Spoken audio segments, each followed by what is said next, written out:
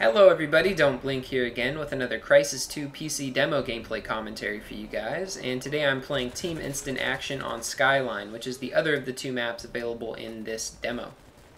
Speaking of which, this demo is now available on the Xbox 360, and it'll become available on the PS3 come March 15th.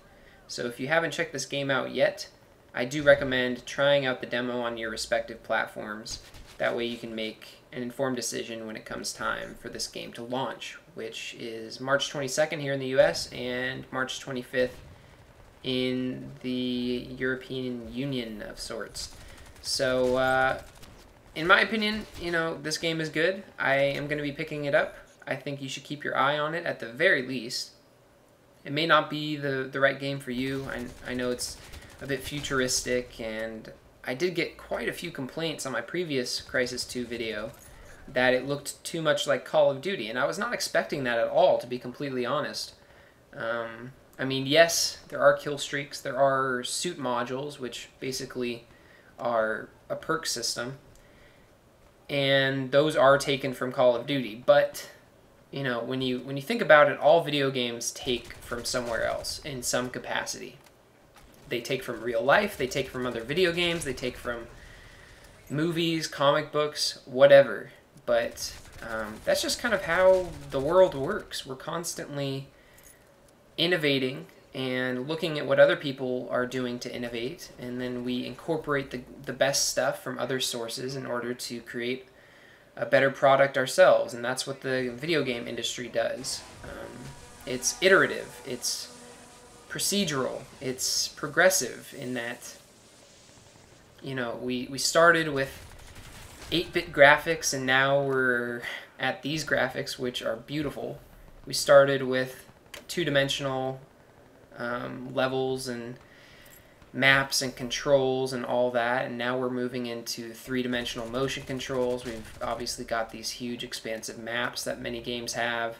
So it's a process, and to complain that one video game takes good gameplay designs and components from another video game, I just think is kind of silly.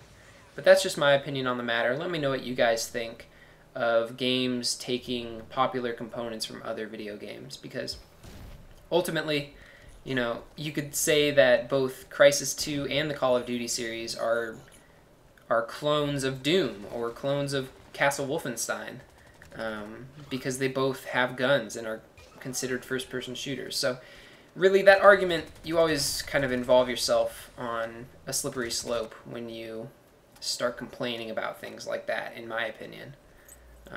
So anyway, that's enough about that topic. Next thing I want to talk about is realism in video games, because I hear this buzzword a lot lately, especially when it comes to first-person shooters. It's always about realism, or it's about authenticity, or faithfulness to the armed services, or what have you. But in my opinion, realism is not what video games are about. In fact, that's kind of the exact opposite of what I feel video games are about. So it kind of frustrates me when people, especially here on YouTube, I see it a lot, complain that a game isn't realistic enough. Because if you want true realism, you should go and join the armed forces. You should go to a firing range and fire some guns. Looking for realism in video games is a very silly thing to do, in my opinion. And expecting video game developers to make their games perfectly realistic, I think, is a very, very bad expectation to have, and it won't lead to good things for video games. Because real life isn't fun. Real life doesn't make for good gameplay, or good gameplay design, or good maps. I think taking some things from real life, like taking some things from other video games, can be a good thing.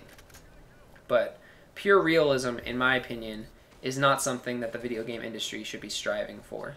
So there you go. It's two kind of heavy topics that I thought I would cover today.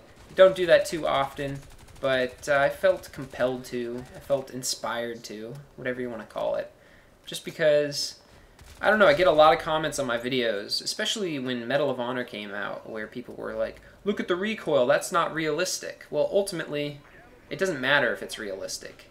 What matters is it's fun. What matters is the game itself is enjoyable to play, it's intuitive to play.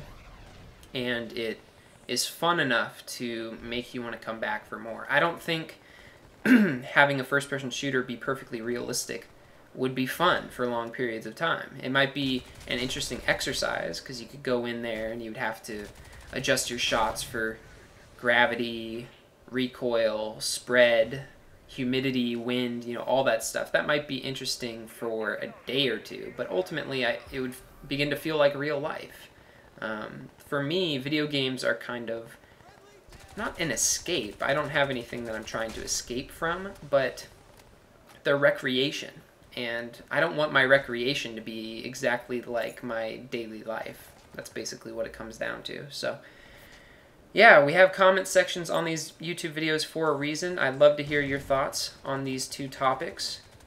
So go ahead and comment away. I'm very interested in hearing what you guys have to say.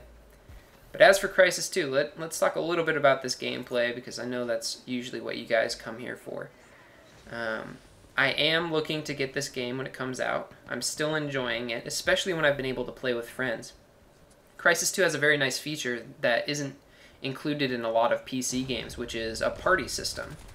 And that's a very nice feature that I hope Battlefield 3 will incorporate in some capacity, because Battlefield Bad Company 2 on the PC is very frustrating when it comes to playing with friends. So having a party system would be very, very nice. And I think the Crysis 2 one, it still has a few bugs in this demo, but once properly bug fixed, I think it'll be a very, very nice system that will lead to long nights of fun games with friends. So look for, you know, live dual comms and that sort of stuff when this game comes out, because I know Stone-Faced Lock is going to be picking it up. I don't know who else on the PC will be picking it up, but you know, at least he and I will, so you can expect stuff soon. But anyway, that's it for this video. I hope you guys enjoyed. I went 25-3, which I think is pretty good. And other than that, have a nice day, guys, and I will see you all later. Bye.